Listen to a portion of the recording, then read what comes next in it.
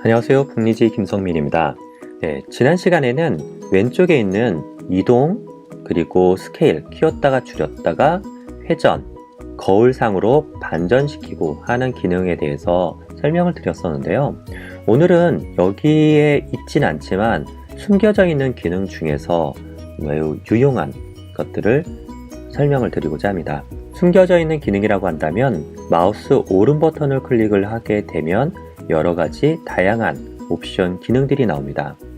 먼저 여기 빌드 플레이트 위에 있는 이 모델링을 가져다가 놓는 것까지는 하셨는데 이거를 제거하고 새로운 걸 놓고 싶어 합니다. 그럴 경우에는 클릭을 하신 다음에 딜리트를 누르시면 되는데요. 가끔씩 딜리트가 잘 안 먹기도 합니다. 그럴 경우에는 컨트롤 D 혹은 맥을 사용하신다면 커맨드 D를 눌러주시면 빌드 플레이트 전체에 있는 모든 모델링들이 한순간에 사라져 버립니다.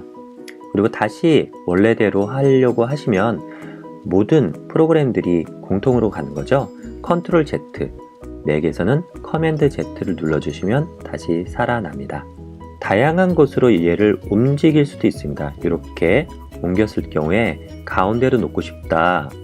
선택한 모델을 오른 버튼 하면 중심에 놓기 누르면 어디에 가 있든 가장 중심으로 다시 오게 되는 거 기억하시면 좋겠습니다.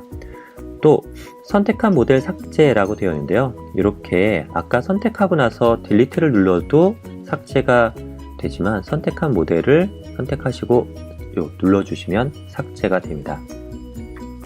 세 번째로는 선택한 모델 복제인데요. 은근히 이 기능을 많이 사용하게 됩니다. 특히 지인분들한테 간단한 피규어를 여러 명에게 나눠주고자 할 때 출력물 중에 그런 거 있죠. 선물용으로 쓰기 적합한 그런 모델링을 여러 개를 만들어서 선물 드리고자 할 때 이 빌드 플레이트 위에다가 여러 개를 가져다 놓는 것이 아니라 하나를 가져다 놓고 복제하는 방법을 씁니다. 복제를 할 때는 복제할 수를 결정해 줄 수 있는데요. 하나를 복제하면 쌍둥이가 나오고요. 두 개를 하면 새 쌍둥이가 되고 그렇습니다. 한번 해볼까요? 예를 들어 제 지인이 5명한테 나눠줘야 된다. 그러면 4개를 복제하면 이것까지 5개가 되겠죠? 네, 이렇게 5마리의 사자가 나옵니다. 이 기능이 유용한 것은 이미 크기 조절이나 스케일 같은 것들을 다 조절한 후에 또 각도까지도 조정하고 나서 그 각도와 스케일, 회전 이런 것들이 다 먹은 상태에서 똑같이 복사되기 때문에 별도로 만져줄 필요가 없다는 데 있습니다.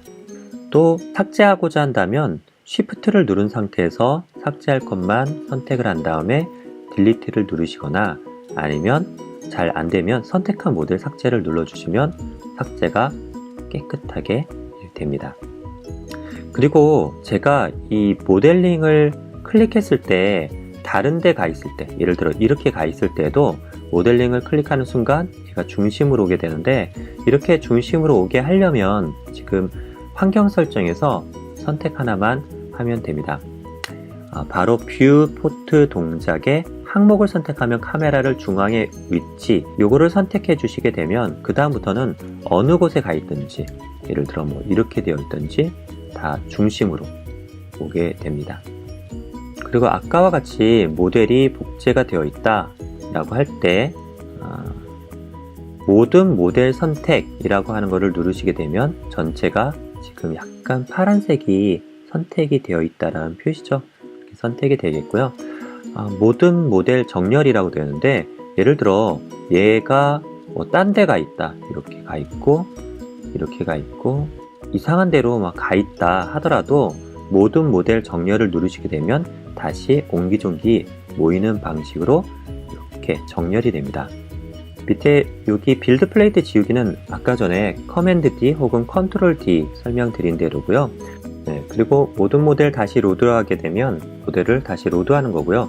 모든 모델의 위치 재설정 번역이 굉장히 잘 됐는데요. 예를 들어 이런 데로 가 있다 하더라도 여기를 위치 재설정을 하게 되면 원래 있었던 위치로 가게 됩니다.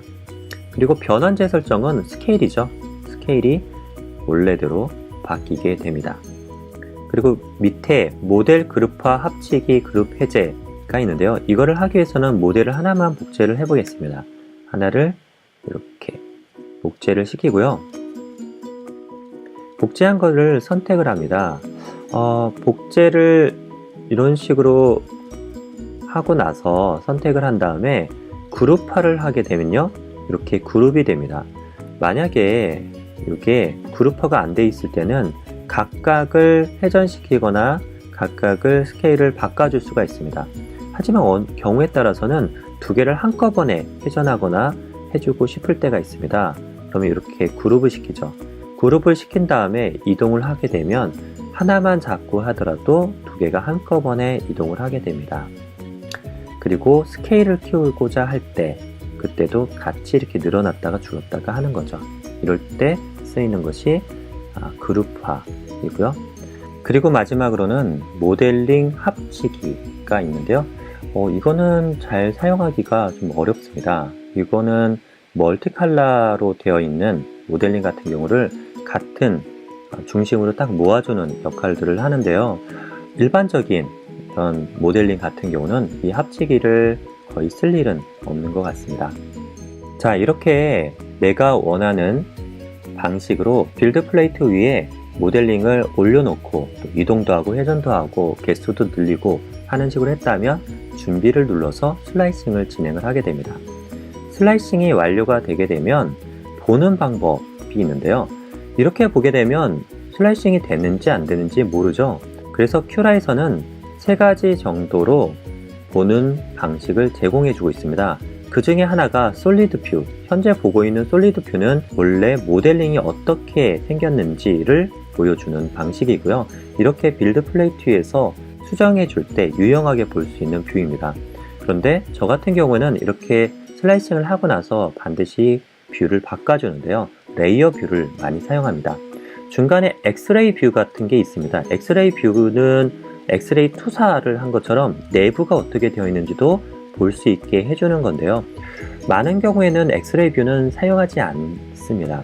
하지만 엑스레이 뷰를 보게 되면 어떤 모델링 자체가 문제가 있어서 슬라이싱이 제대로 안 되고, 또 슬라이싱까지 안 보셨던 분은 출력물이 이게 뭐야? 하면서 선이 빠져 있거나 어느 부분이 분명히 솔리드 뷰 상에서는 있었는데 출력을 해보면 안 나올 때, 그럴 때는 엑스레이 뷰로 보게 되면 여기가 빨간색으로 나타나는 경우가 있습니다. 그렇다면 모델링 자체가 문제여서 치료, 리페어가 필요한 경우가 있습니다.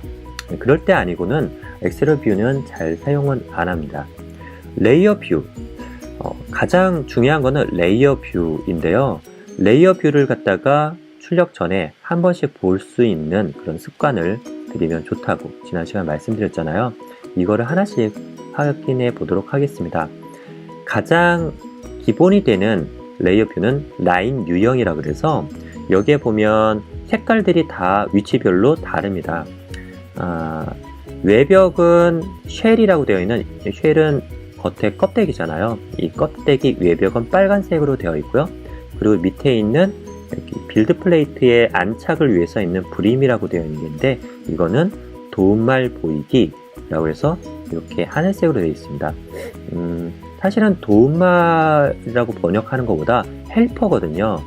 도움, 지지나 서포팅 하는 그런 출력물의 경우는 하늘색으로 보이고요. 이동 표시가 나와 있는데, 이동 표시는 이렇게 노즐의 이동 경로가 어떻게 되는지를 밝은색, 파란색으로 나타내 보입니다. 그리고 이거를 내려볼게요. 이렇게 내려보게 되면 안쪽 쉘은 내벽이라고 되어 있잖아요. 내벽이 보이고, 주황색으로 되어 있는 거, 여기 부분이 내부 체험입니다. 흔히 말해서 인필이라고 영어로는 되어 있는 게 내부 체험인데, 이 체험의 양도 계속 바뀔 수 있습니다. 한번 20%로 해볼까요? 그러면 체험이 많이 바뀌어 있을걸요. 네, 이렇게 체험의 양들을 확인해 볼 수 있는 게 가장 많이 사용되는 뷰가 바로 라인 유형이라고 하는 뷰고요. 저는 이 라인 유형을 디폴트로 하고 가끔씩 좀 바꿔볼 때가 있습니다. 재료 색상으로 볼 때는 전체 재료에 대해서 통일된 출력했을 때 느낌을 볼 수 있는 게 재료 색상입니다. 이 재료 색상에 있어서 색을 바꿔주시고자 하신다면 재료 관리로 들어가시면 됩니다. 이 재료 관리에서 여기에 있는 색을 바꿔주거나 새로운 색깔을 선택을 해주시면 되는데요. 저는 미리 설정해 놓은 게 있습니다. 설정하실 때는 생성을 누르신 다음에 이름을 정하고 색깔도 바꾸고 그리고 필라멘트의 가격 정보들을 넣어주면 나중에 얘가 슬라이싱 이후에 얼마 정도 재료값이 들어가는지도 안내를 해줍니다. 저는 이걸로 바꾸겠습니다. 바꾸실 때는 선택을 해준 다음에 활성화를 누르면 그 색깔로 바뀌게 되겠습니다. 필라멘트 색깔에 따라서 어떻게 보일지를 대략적으로 보여주는 것으로서 완벽한 똑같은 느낌을 주지는 않는 것 같습니다. 네, 다음으로는 이송 속도입니다. 많은 경우에는 이송 속도가 동일하게 내가 40으로 줬다 혹은 80으로 줬다 하면 40, 80으로 계속 동일한 속도로 가는 게 아니라 위치별로 속도가 조금씩은 다릅니다. 출력할 때 출력 품질을 높이기 위해서인데요. 인필 같은 경우는 지금 현재 한 80, 여기 색깔띠에서 보면 80 정도로 되어 있고요. 그리고 외벽은 좀 낮죠. 외벽 속도는 한 40 정도로 해서 출력이 지금 되고 있는 설정입니다. 그리고 또한 맨 위쪽으로 가보게 되면 위로 갈수록 출력 시간이 줄어들기 때문에 냉각할 시간이 필요합니다. 그래서 위에는 속도를 아주 10까지 줄여 놓는 것을 확인해 보실 수가 있습니다. 이렇게 내가 출력 속도가 전체적으로 어떻게 균형 잡히게 되어 있는지를 확인해 보고자 할 때도 이송 속도를 통해서 보기도 합니다. 레이어 두께 같은 경우에는 거의 레이어 두께는 다 동일하거든요. 브림이라고 하는 밑에 지지판을 제외하고는 나머지 다 0.2로 되어 있습니다. 0.2로 이렇게 올라가죠. 근데 이게 어댑티브 레이어라고 층별로, 위치별로 레이어 두께를 다르게 주는 기능이 있습니다. 그럴 때는 어떻게 레이어 두께가 변화하는지 그런 것도 확인해 보는 게 바로 레이어 두께. 근데 여기서는 지금 보지 않으셔도 될 것 같습니다. 일반적으로는 라인 타입, 라인 유형으로 두고 나머지를 없애버리면서 하나씩 확인해 보는 방식을 쓰고 있습니다. 인필만 보려고 하니까 이런 방식으로 인필이 출력되는구나 라는 것도 알 수가 있네요. 네, 오늘 시간에는 빌드 플레이트의 오른쪽 버튼을 있는 메뉴들 하나씩을 살펴봤고요. 그리고 보는 방식, 레이어 뷰, 그리고 솔리드 뷰, 엑스레이 뷰에 대해서 소개를 드렸습니다. 우리가 운전을 하거나 익숙한 뭔가를 할 때 처음에는 이것을 배우는 게 굉장히 번거롭고 신경도 쓰이고 다 외워야 되나 라고 싶지만 나중에 운전할 때 깜빡이를 어디로 켜고 좌우 백밀러를 통해서 본다거나 이런 것들이 의식하지 않아도 자연스럽게 되는 것과 마찬가지로 슬라이서를 진행을 할 때에도 의식하지 않아도 자연스럽게 이거는 바꿔가면서 하시게 될 것입니다.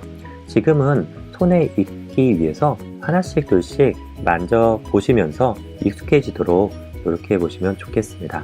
다음 시간에는 출력에 대한 이야기를 본격적으로 시작해 보도록 하겠습니다. 출력의 가장 기초적인 설정부터 해서 여기에 있는 항목들을 어떻게 만져줘야 될지에 대해서도 다뤄보도록 하겠습니다. 오늘 시청해 주셔서 감사드리고요. 다음 시간에 뵙겠습니다. 감사합니다.